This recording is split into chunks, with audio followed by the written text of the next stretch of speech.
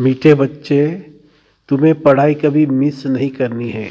पढ़ाई से ही स्कॉलरशिप मिलती है, इसलिए बाप द्वारा जो नॉलेज मिलती है उसे ग्रहण करो। प्रश्न, लायक ब्राह्मण किसे कहेंगे, उसकी निशानियाँ सुनाओ। उत्तर, लायक ब्राह्मण वह जिसके मुख पर बाबा का गीता ज्ञान कंठ हो, जो बहुतों को आप समान बनाता रहे, बहुतों को ज्ञान धन का दान पुण्य करे। चौथी पॉइंट है, कभी आपस में एक दो के मतभेद में न आए, किसी भी देहधारी में बुद्धि लटकी हुई न हो। ब्राह्मण अर्थात जिसमें कोई भूत न हो, जो देहंकार को छोड़ देह अभिमानी रहने का पुरुषार्थ करे। ओम शांति। बाप ने अपना और सृष्टि चक्र का परिचय तो दिया है, यह तो बच्चों की बुद्धि में बैठ गया है कि सृष्टि चक्र हूबहू रिपीट होता है। कैसे नाटक बनाते हैं, मॉडल्स बनाते हैं, फिर वह रिपीट होते हैं। तुम बच्चों की बुद्धि में चक्र चलना चाहिए। तुम्हारा नाम भी है स्वदर्शन चक्रधारी, तो बुद्धि में फिरना चाहिए। बाप द्वारा जो नॉलेज मिलती है वो ग्रहण करनी चाहिए। ऐसी ग्रहण हो जाए जो पिछाड़ी में बाप और रचना के आदि मध्य अंत की याद रहे। बच्चों को बहुत अच्छी रीति पुरुषार्थ करना है, यह है एजुकेशन। बच्चे जानते हैं यह एजुकेशन सिवाय तुम ब्राह्मणों के कोई भी नहीं जानते। वर्णों का फर्क तो है ना, मनुष्य समझते हैं हम सब मिलकर एक हो जाए। अब इतनी सारी दुनिया एक हो नहीं सकती। यहाँ सारे विश्व में एक राज्य, एक धर्म, एक भाषा चाहिए। वो तो सतयुग में था, विश्व की बादशाही थी जिसके मालिक ये लक्ष्मी नारायण थे। तुमको यह बताना है कि विश्व में शांति का राज्य यह है, सिर्फ भारत की ही बात है। जब इन्हों का राज्य होता है तो सारे विश्व में शांति हो जाती है। ये सिवाय तुम्हारे और कोई जानते नहीं, सब है भगत। फर्क भी तुम देखते हो, भक्ति अलग है, ज्ञान अलग है। ऐसे नहीं भक्ति न करने से कोई भूत प्रेत खा जाएंगे, नहीं। तुम तो बाप के बने हो, तुम्हारे में जो भूत है वह सब निकल जाने हैं। पहले नंबर में भूत है देह अहंकार, इनको निकालने के लिए बाप देही अभिमानी बनाते रहते हैं। बाप को याद करने से कोई भी भूत सामने आएगा नहीं। 21 जन्मों के लिए कोई भूत आता नहीं है। यह 5 भूत है रावण संप्रदाय के। रावण राज्य कहते हैं, राम राज्य अलग है। रावण राज्य अलग है। रावण राज्य में भ्रष्टाचारी और राम राज्य में श्रेष्ठाचारी होते हैं। इसका फर्क भी तुम्हारे सिवाय कोई को पता नहीं है। तुम्हारे में भी जो समझू होशियार है वो अच्छी रीति समझ सकते हैं, क्योंकि माया बिल्ली कम नहीं है। कभी कभी पढ़ाई छोड़ देते हैं, सेंटर पर नहीं जाते हैं, दैवी गुण धारण नहीं करते हैं, आंखें भी धोखा देती है, कोई चीज़ अच्छी देख के तो खा लेते हैं। तो अब बाप समझाते हैं कि तुम बच्चों की यह लक्ष्मी नारायण एम ऑब्जेक्ट है। तुमको ऐसा बनना है, ऐसे दैवी गुण धारण करने हैं। यथा राजा रानी तथा प्रजा, सब में दैवी गुण होते हैं, वह आसुरी गुण होते नहीं, असुर होते नहीं है। तुम ब्रह्मा कुमार कुमारियों के सिवाय और कोई नहीं जो इन बातों को समझे। तुमको शुद्ध अहंकार है। तुम आस्तिक बने हो क्योंकि मीठे मीठे रूहानी बाप के बने हो।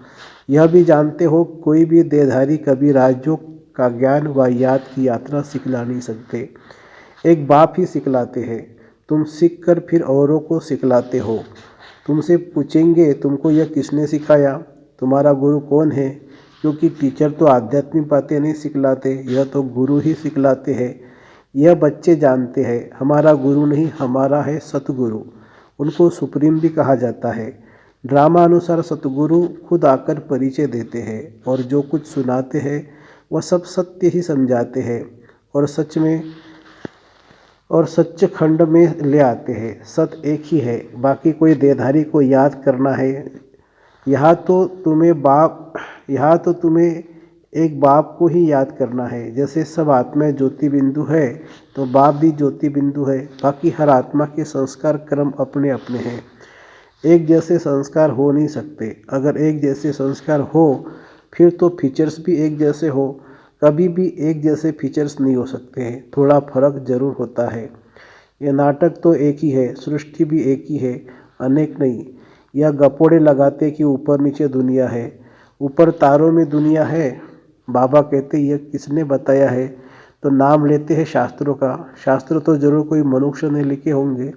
तुम जानते यह तो बना बनाया खेल है, सेकंड बाय सेकंड जो सारी दुनिया का पार्ट बचता है यह भी ड्रामा का बना बनाया खेल है। तुम बच्चों की बुद्धि में आ गया ये चक्र कैसे फिरता है।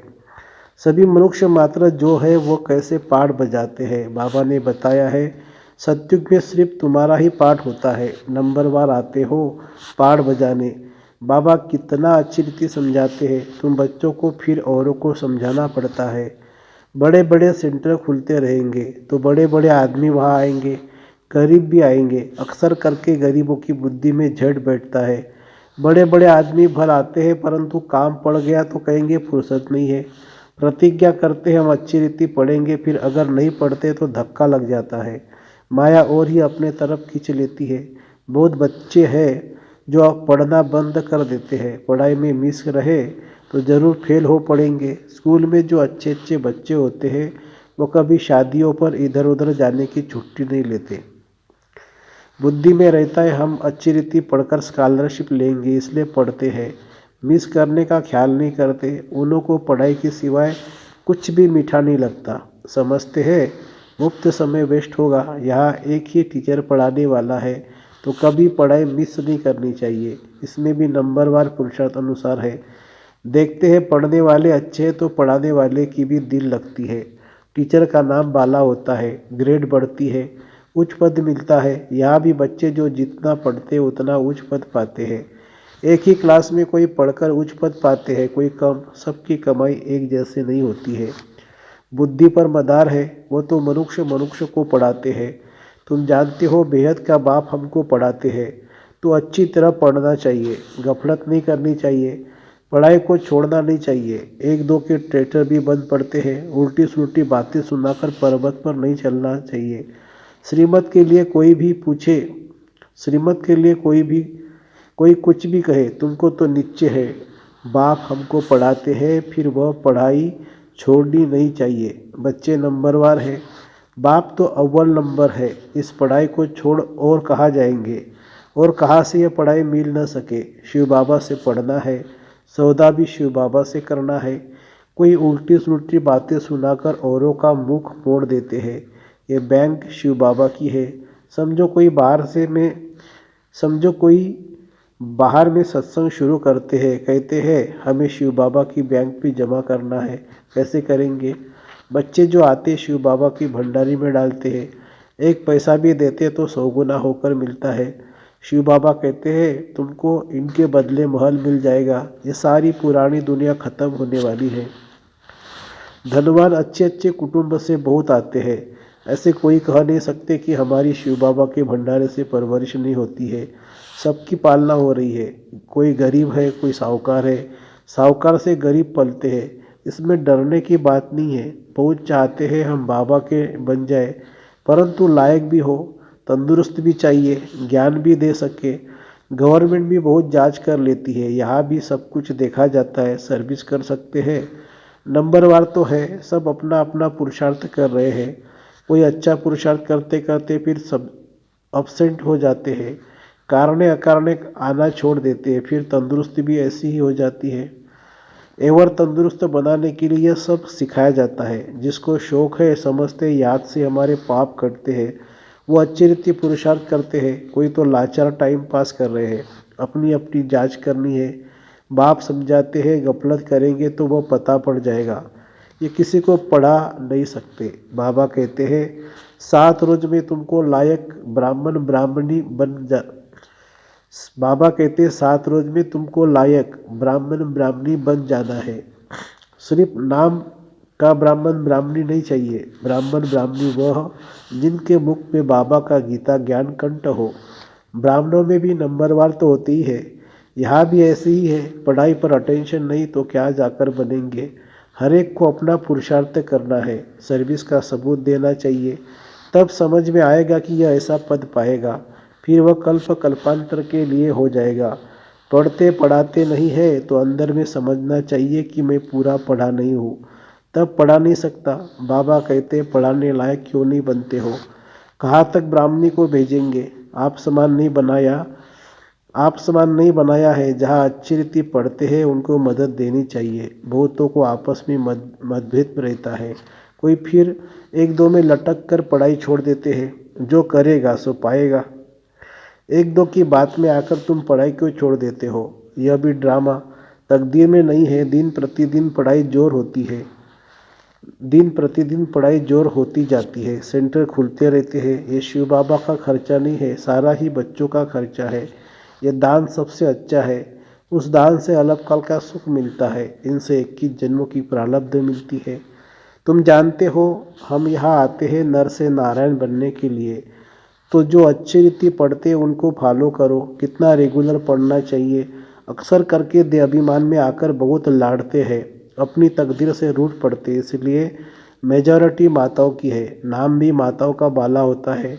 ड्रामा में माताओं के उन्नति की भी नूंद है। तो बाप मीठे मीठे बच्चों को कहते हैं, अपने को आत्मा समझ माँ में कम याद करो। आत्माभिमानी होकर रहो। शरीर ही नहीं तो दूसरे को सुनेंगे कैसे? यह पक्का अभ्यास करो। हम आत्मा है, अब हमको वापिस जाना है। बाप कहते यह सब त्याग करो, बाप को याद करो, इस पर ही सारा मदार है। बाप कहते हैं धंधा आदि भर करते रहो। 8 घंटा धंधा, 8 घंटा आराम, बाकी 8 घंटा इस गवर्नमेंट की सर्विस में करो। यह भी तुम मेरी नहीं सारे विश्व की सेवा करते हो, इसके लिए टाइम निकालो। मुख्य है याद की यात्रा, टाइम वेस्ट नहीं करना चाहिए। उस गवर्नमेंट की 8 घंटा सर्विस करते हो, उससे क्या मिलता है? 1000, 2, 5000। इस गवर्नमेंट की सर्विस करने से तुम पद्मा पद्म पति बनते हो। तो कितना दिल से सेवा करनी चाहिए। 8 रत्न बने हैं तो ज़रूर 8 घंटा बाबा को याद करते होंगे। भक्ति मार्ग में बहुत याद करते हैं, टाइम गवाते मिलता कुछ भी नहीं है। गंगा स्नान जप तप आदि करने से बाप नहीं मिलता है। जो वर्षा मिले यहाँ तो तुमको बाप से वर्षा मिलता है। अच्छा, मीठे मीठे सिखिलदे बच्चों प्रति माता पिता बाप दादा का याद प्यार और गुड मॉर्निंग। रूहानी बाप की रूहानी बच्चों को नमस्ते। हम रूहानी बच्चों की रूहानी माता पिता बाप दादा को याद प्यार, गुड मॉर्निंग और नमस्ते बाबा नमस्ते। धारणा के लिए मुख्य सार। श्रीमत को छोड़ कभी परमत पर नहीं चलना है। उल्टी सुल्टी बातों में आकर पढ़ाई से मुख नहीं मोड़ना है। मतभेद में नहीं आना है। दूसरी पॉइंट, अपनी जांच करनी है कि हम कहाँ गफलत तो नहीं करते। पढ़ाई पर पूरा अटेंशन है, समय व्यर्थ तो नहीं गवाते हैं। आत्माभिमानी बने हैं, रूहानी सेवा दिल से करते हैं। वरदान, रूहानी अथॉरिटी के साथ निरंकारी बन सत्य ज्ञान का प्रत्यक्ष स्वरूप दिखाने वाले सच्चे सेवाधारी भवो। जैसे वृक्ष में जब संपूर्ण फल की अथॉरिटी आ जाती है तो वृक्ष झुक जाता है, अर्थात निर्माण बनने की सेवा करता है। ऐसे रूहानी अथॉरिटी वाले बच्चे जितना बड़ी अथॉरिटी उतने निर्माण और सर्व के स्नेही होंगे। अलग काल की अथॉरिटी वाले अहंकारी होते हैं, लेकिन सत्यता की अथॉरिटी वाले अथॉरिटी के साथ निरहंकारी होते हैं। यही सत्य ज्ञान का प्रत्यक्ष स्वरूप है। सच्चे सेवाधारी की वृत्ति में जितना अथॉरिटी होगी उसकी वाणी में उतना ही स्नेह और नम्रता होगी। स्लोगन है, भाग्य का आधार त्याग है, बिना त्याग के भाग्य नहीं मिलता। भाग्य का आधार त्याग है, बिना त्याग के भाग्य नहीं मिलता। अच्छा, ओम शांति शांति शांति।